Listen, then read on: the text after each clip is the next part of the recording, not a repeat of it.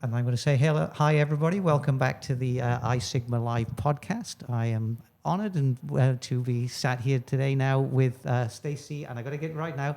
Aesoph, all right? No, Aesoph. the soft Aesoph, yeah, with a soft H. So kind of unusual. I'm from Wales. Everything's hard C's, and also always I've struggled a little bit with that. But welcome to the podcast. Thank you, Ian. And tell me a little bit about what you do, what you're doing. I'm going to learn hopefully a little bit about you and the company, and what you're doing We're at the here show. exhibiting this year.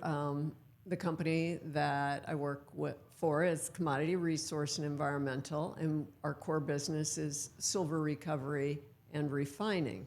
But we also do a lot of recycling, partially as byproducts of that, because we're here at iSigma.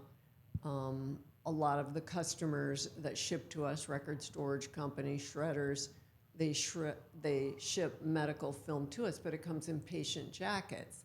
Well, to abide by HIPAA laws, all the patient jackets have to be shredded too. Yeah.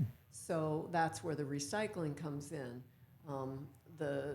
We have people that do nothing but strip the jackets from the film. So the paper goes one direction, it's shredded, baled, and brokered off and turned back into luxury items like toilet paper. Yeah. And then the film goes another direction, and the silver is recycled off the film because, of course, that is the commodity. Yeah. And then we pay for it. This year, more than any other year, silver's exciting because the market is the highest it's ever been. Everybody knows it's a commodity market. It's high. So it's a very lucrative side hustle right now. I've talked to some of our customers here that are shredders and record storage companies, and they're all pretty happy this year. So all of a sudden, everybody's out there looking for it. One of my customers said, "You know what? I'm going to pivot this year. I'm going to look harder for the film." So it's been an exciting year for us. Really, so what is silver at nowadays? And how Right did now, it compare to a few years ago? It's running between $70 and $71. Compared to just this time last year, we were running, the silver market was 32, 33, So double. 34. Most of the year it was in the 30s. The last three to 4 months of 2025, it started climbing. In January, it hit a high of about $120 an ounce. Wow. But that was one short-lived little peak. One short-lived little peak, and it crashed back down into the 70s.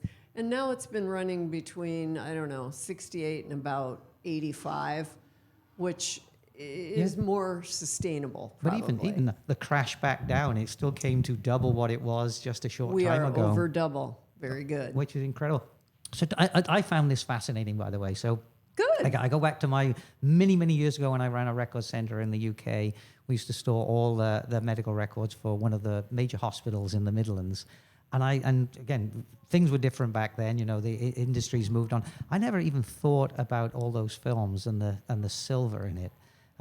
So what goes into actually recycling that? I can't even think about how you do that.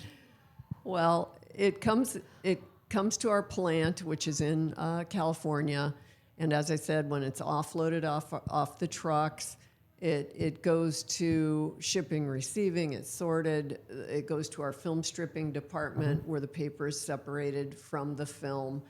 Then the film goes into a hot enzyme bath, which breaks down the emulsion in the film.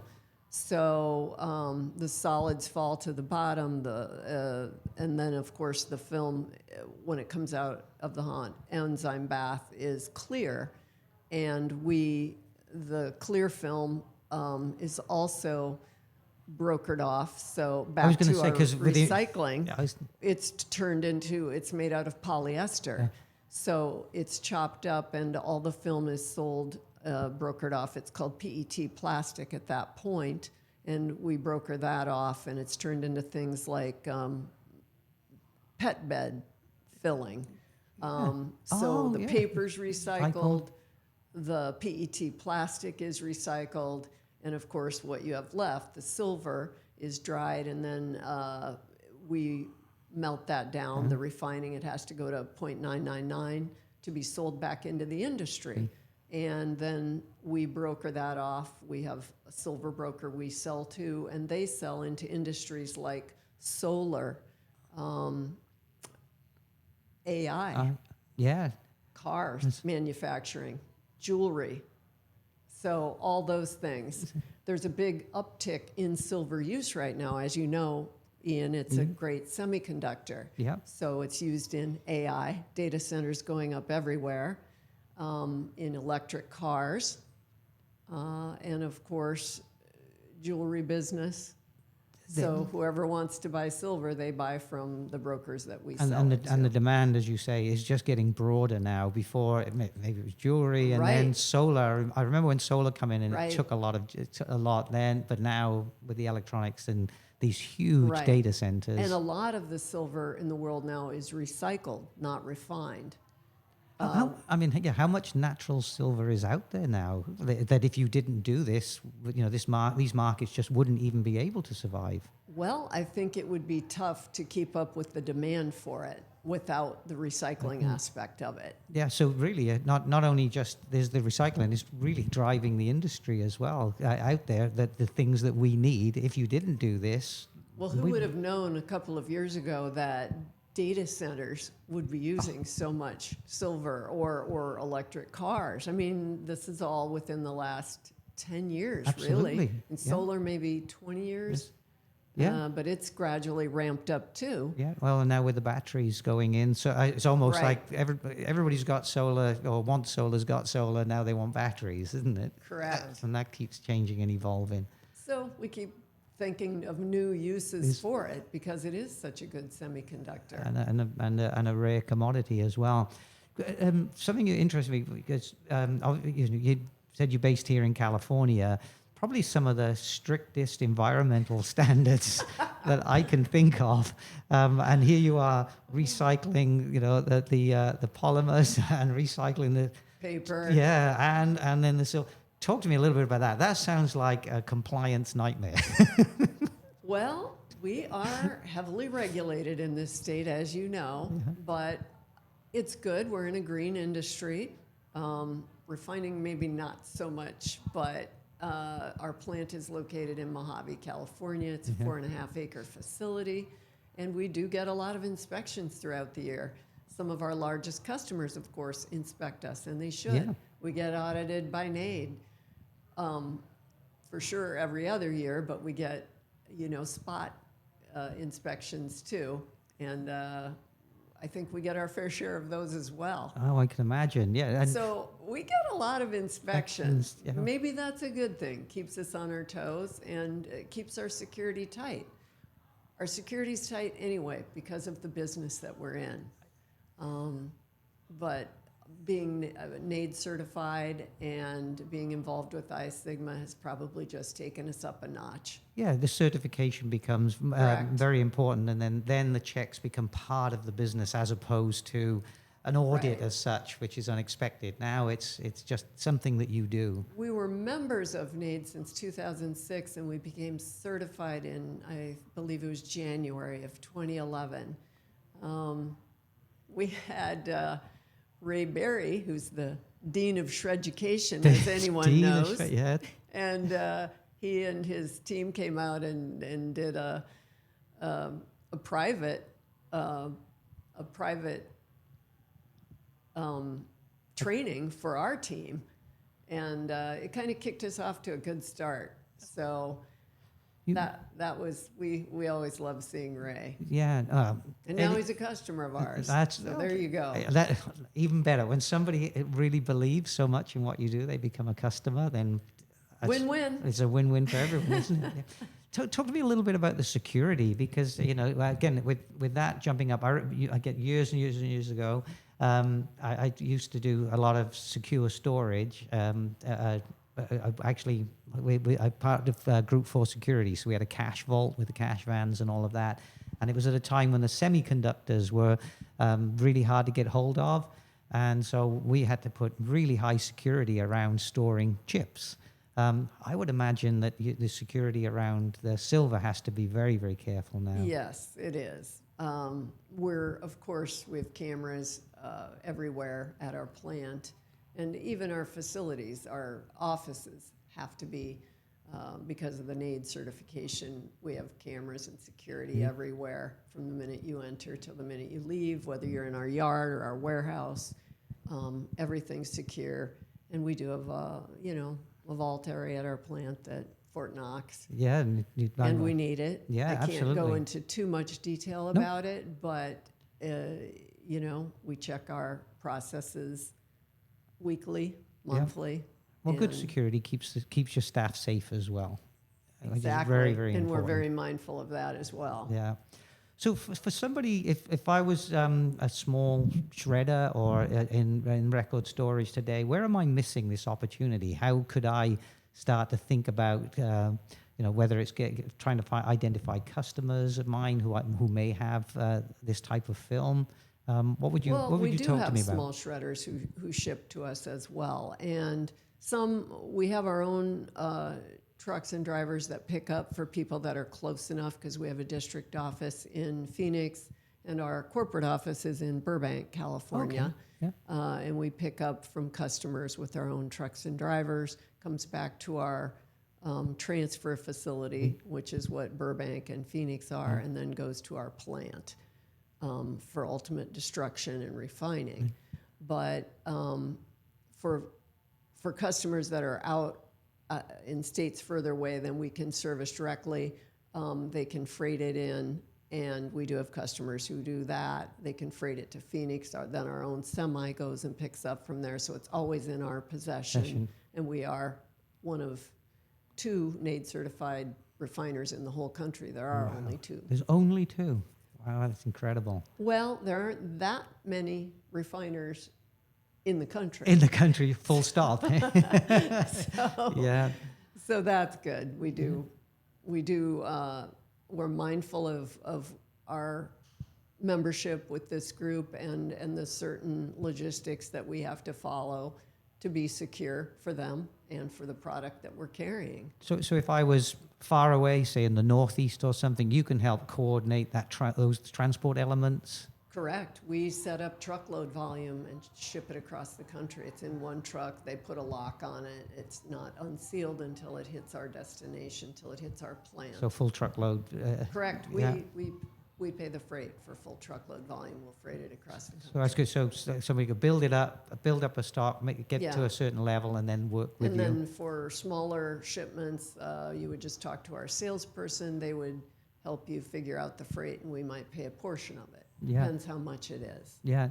And how does is it done on weight? How does, if I was again an operator, how do I get? You mean to freight it? Well, no, just if I we've got it freighted to you, you've now processed it. Right. Okay. How does that reimbursement So say work? it's a truckload of film, like 40,000 pounds, and 20,000 of that might be paper and the gaylords and the pallets that it's shipped in. Yeah. So let's say it's 45 or 50% of that.